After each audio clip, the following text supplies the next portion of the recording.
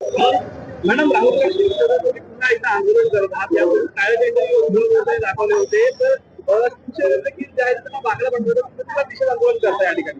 आम्ही तेच तुम्हाला म्हणतो की जसं त्यांनी बांगड्या पाठवलं तर त्यांना बांगड्या पाठवण्यापेक्षा मला असं वाटतं राहुल गांधीची साडी नेसायची लायकी आहे.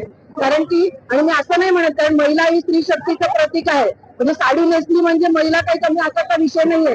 परंतु जे त्यांनी बांगड्या पाठवल्यानंतर जर राहुल गांधी असे काहीतरी वेड्यासारखे टाळे करत असतील आणि काहीतरी ते बोलत असतील, जेव्हा देशाची प्रगती पथावरती हा देश आपला चाललेला आहे, आपण देशाला आर्थिक दृष्ट्या देखील खूप चांगल्या माध्यमातून घेऊन चाललेलो आहे. वेगवेगळे विकास होत आहेत, मेट्रो होत आहेत, रस्ते होत आहेत.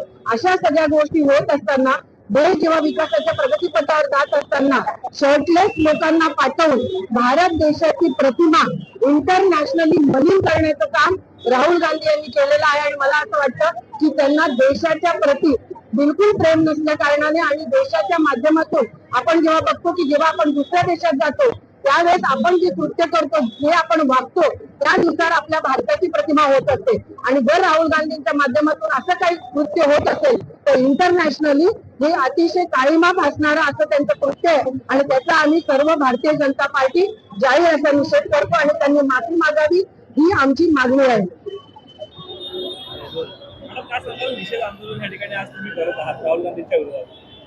ऍक्च्युली आम्ही निषेध आंदोलन याच्यासाठी करतोय की 2026-20 फेब्रुवारी रोजी जे इंटरनॅशनल AI समिट इम्पॅक्ट झाली होती त्या ठिकाणी शर्टलेस असं आंदोलन राहुल गांधींच्या माध्यमातून त्यांच्या युवा मोर्चाच्या माध्यमातून त्या ठिकाणी झालं होतं. आणि या बाबतीत देशाची प्रतिमा मलिन करण्याचं काम हे राहुल गांधींच्या माध्यमातून झालंय.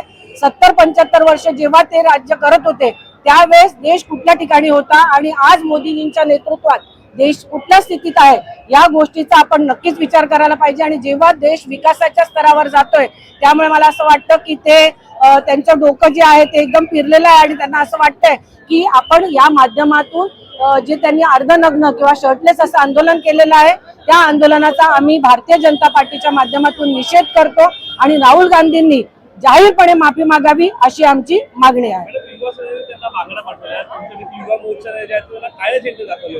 हो, त्याच पद्धतीने आम्ही त्यांना साडी पाठवत आहोत.